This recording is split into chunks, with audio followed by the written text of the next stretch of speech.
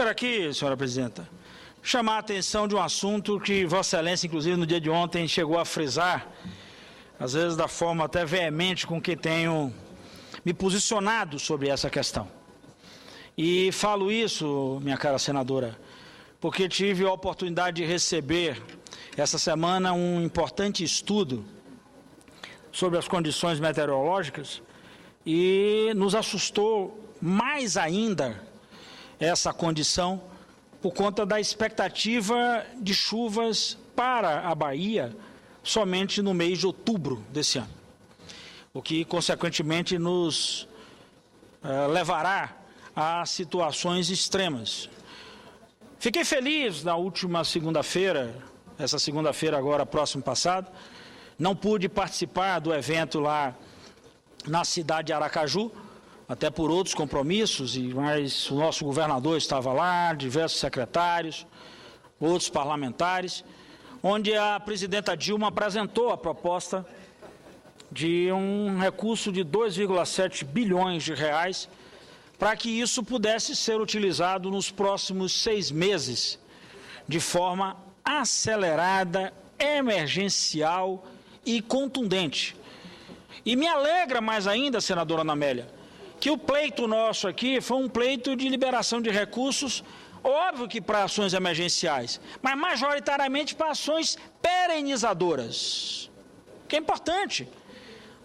Se nós estamos falando que essa estiagem é a maior estiagem, ou é a mais dura, poderíamos dizer assim, estiagem dos últimos 30 anos, se atacarmos esse momento só e somente com ações emergenciais, talvez daqui a 30 anos, que eu com certeza estarei vivo, graças a Deus, mas não aqui no parlamento, outro parlamentar da Bahia poderá estar aqui de volta reclamando das condições de convivência com a estiagem desta época.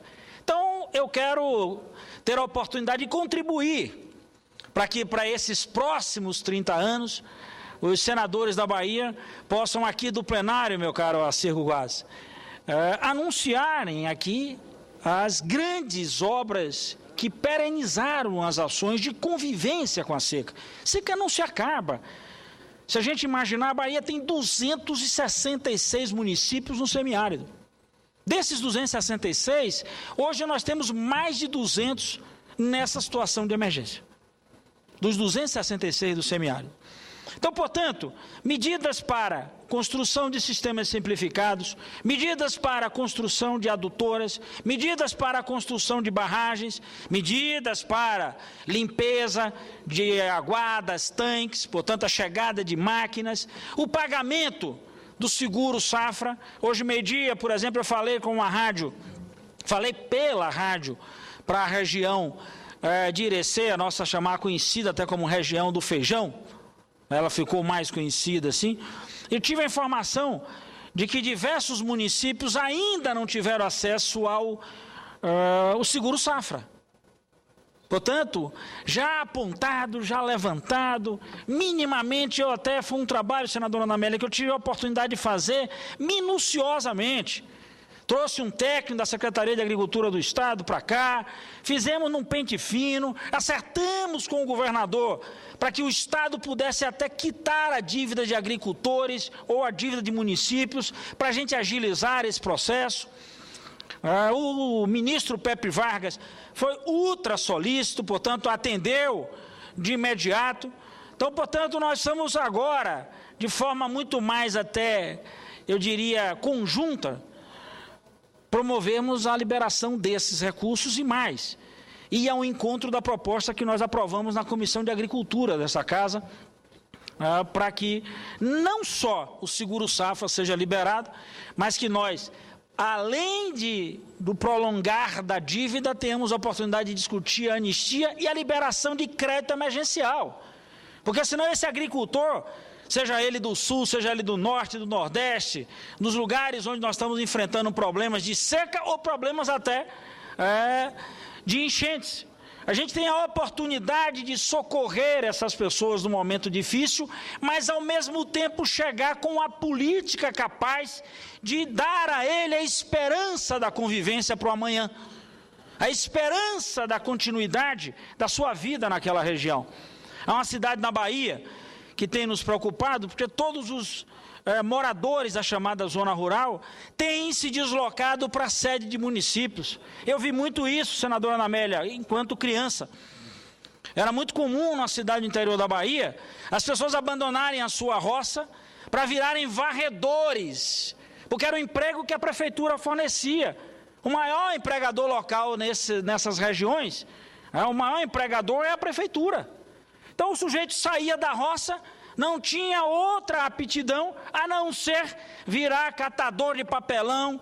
Com todo respeito ao catador de papelão, não é nada que desabone a vida e a conduta de ninguém, mas essas pessoas inclusive não ganhavam nem salário mínimo nessa época. É como se nós estivéssemos retrocedendo. As pessoas fixaram-se no campo a partir exatamente de políticas de incentivo. E é importante para a economia local, para a produção. Então esse é um estágio que a gente vem conclamando muito. Por isso até que numa determinada quarta-feira, eu cheguei aqui de forma até muito mais chateado, a fazer uma cobrança muito dura aos ministérios da Agricultura, da Integração Nacional, do Desenvolvimento Agrário, ao próprio Ministério do Planejamento, na questão da liberação dos recursos, na agilidade da análise do processo e de procedimentos, para que a gente chegue nesses locais com resposta, em condições de atender. Eu vou estar na região do Feijão, na região de Irecê e Xique-Xique, que é, inclusive, um negócio contraditório. Xique-Xique é beira do rio, meu caro Mota. E não é beira de qualquer rio, é do Rio São Francisco que eu estou falando. Nós estamos fazendo uma grande obra nessa região, a adutora do Feijão, a adutora do São Francisco, para levar água, para regularizar a barragem de Mirorós. Nós estamos fazendo todo um movimento junto à Petrobras Biodiesel para ativar o projeto do Baixio de Irecê. E não é só pôr em funcionamento aquela estrutura de irrigação, mas é chegar com atividade econômica. A Petrobras Biodiesel incorporar os agricultores, os pequenos agricultores daquela região em seus projetos, seja do biodiesel ou até do etanol, para dar consequência. É importante obra dessa natureza.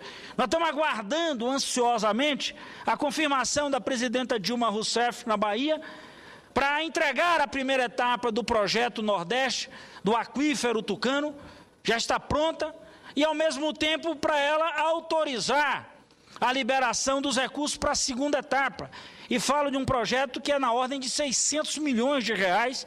Fizemos a primeira etapa com 75 milhões, atendendo a 5 municípios, mas o projeto final, ele atenderá mais de 2 milhões de baianos, resolvendo problemas cruciais do nível de abastecimento d'água, da água para a produção, na região, principalmente na região nordeste da Bahia. Então, é nesse foco que a gente vem aqui mais uma vez para, de certa maneira, eu diria mais do que a expressão agradecer, mas é dizer que cumprindo a obrigação e muito bem, o nosso governo chega a essa região, chega à Bahia, chega ao Nordeste, apresentando uma série de soluções e o próprio governo central, através da presidenta, chamando os seus ministros para um processo de agilização das medidas. E é importante isso. Então, eu fiz questão de solicitar essa nota técnica, buscar informações, meu caro Moca, para que a gente não fique falando aqui das coisas na base do chute. Não vai chover, como expectativa. Afinal de contas, o sertanejo diz isso a gente há muito tempo, sem analisar absolutamente aspectos técnicos nenhum, mas aspectos da sua convivência. E aqui eu trago dados importantes. Tem um gráfico que onde a gente, a partir do levantamento dos técnicos, nós encontramos exatamente o miolo da região do semiárido baiano, sem nenhuma perspectiva de chuva, sem nenhuma possibilidade sequer de queda d'água nesse período. Portanto, isso é assustador, meu caro Moca.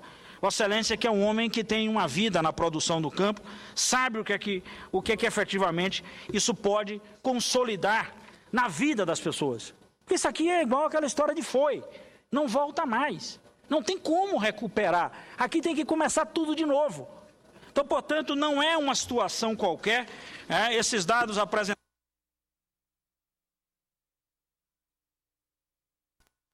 desde a questão da previsão de chuva para os próximos 15 dias, como é que isso tem se tratado, o que é que significa efetivamente para a previsão de chuva em relação até outubro, o processo do acumulado mensal e eu diria até o chamado prognóstico climático sazonal, que é uma das coisas importantes que a gente vai encontrar nesse estudo apresentado pelo IMET a partir, inclusive, dessa solicitação que nós fizemos. Então, portanto, senhor presidente, fica aqui o nosso apelo, a nossa veemente conclamação, destacando aí essa coisa do nosso sertão.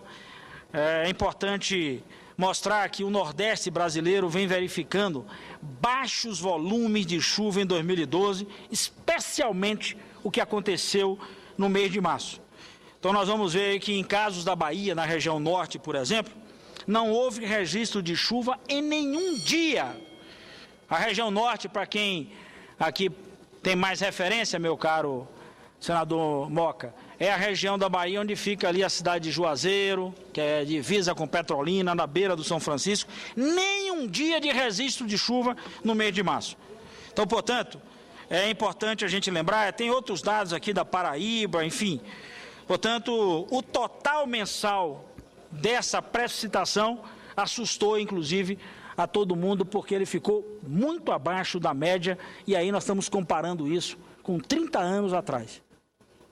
Não é dura a vida nesse atual momento, e é importante que a sensibilidade, o compromisso e a agilidade do poder público, essas coisas possam chegar, para a gente chegar com um alento, com esperança e com a construção de um caminho capaz de perenizar essas ações. Muito obrigado.